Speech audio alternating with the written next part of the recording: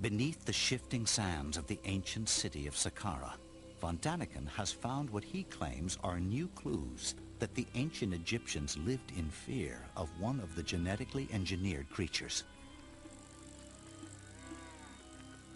Ancient Egypt was a culture of herdsmen. Cattle represented wealth and were a staple of their diet. Bulls were especially revered and represented strength and dignity. The holy Apis bull was the most sacred of all these animals. However, according to von Daniken, some accounts indicate that the Apis bull was feared rather than revered. In ancient hieroglyphs, the Egyptian scribes tell stories of a less than benevolent god, as represented by the dreaded and wrathful Apis bull. For example, the holy bull Apis destroyed temple, killed people, so he was really a monster. Finally, these monsters died. Now, the priests wanted to avoid that some of these monsters could be reborn. That's why they made subterranean caves.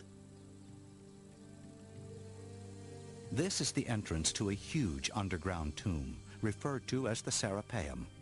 Scholars believe it was designed as the final resting place for the holy Apis bull. This subterranean cave was discovered in 1852 by the French archaeologist Auguste Mariette. As you can see, I myself, I am 5 feet and 5 inches high, but this sarcophagus is higher than myself.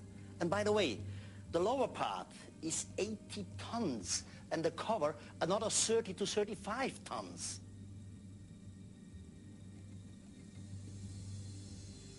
The archaeologists expected to find mummified bulls.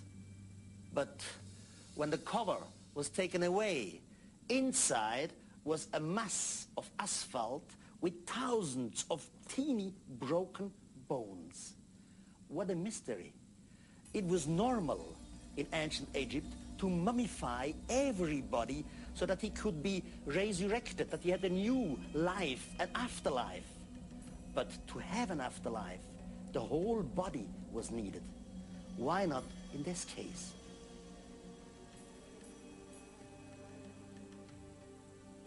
Maybe they wanted to prevent, to be resurrected, this monster inside.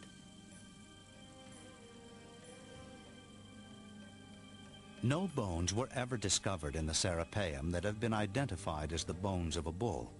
Scholars are undecided on the exact nature of the remains that were found there. Whatever it was not mummified in the way Egyptians preserved creatures so that they could live again. Perhaps the Apis bull was a gift from the gods that the ancient Egyptians wanted to be forgotten.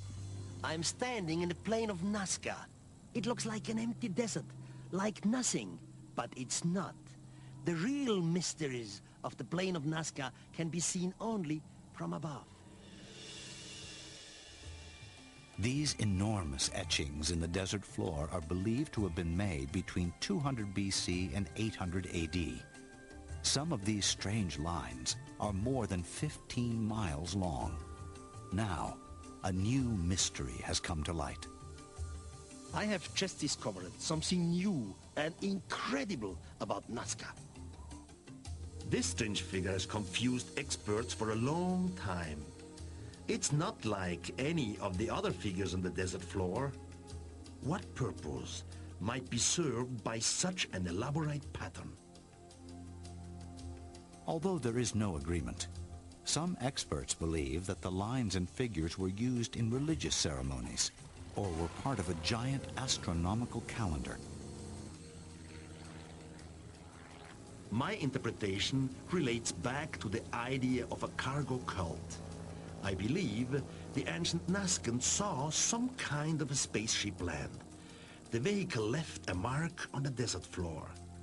When the extraterrestrials returned into the sky, the Nazcans wanted them to come back. So they recreated the strange markings to lure the visitors back to Earth. The complicated geometry contained in this massive engraving reminds me of some kind of navigational beacon which would guide the extraterrestrials back to Earth. So far, it hasn't worked. Maybe someday it will, and the visitors from another world will land once again on the timeless plain of Nazca. The lines and figures of Nazca have drawn researchers for decades. Though no single explanation has evolved, the mystery remains a tantalizing challenge, open to all. The world of our ancestors is full of riddles. But only the knowledge we have today allows us to look at these ancient societies with new eyes, to ask new questions, to seek new answers to the secrets of our past. Like all great mysteries, we have to keep investigating until we find not the answer we're looking for, but the truth itself.